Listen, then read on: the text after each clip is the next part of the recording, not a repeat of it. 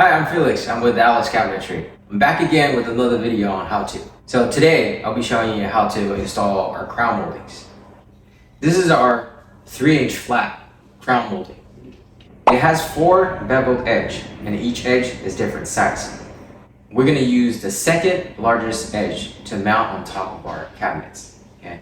Also, I need to mention there's a front and a back side. Front side usually is smoother paint. Okay, the back side is a little rougher.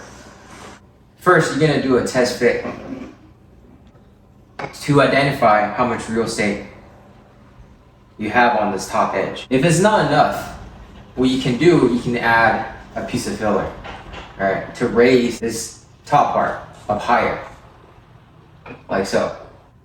This will give you more surface area to mount your crown molding higher. One thing I have to mention are 3-inch crown moldings. The total height when the crown molding is tilted is 2 inch and 3/8.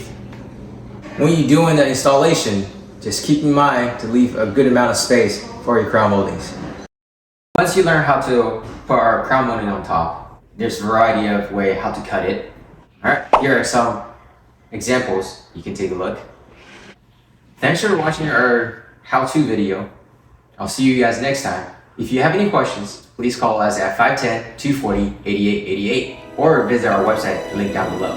Thanks for watching. Bye-bye.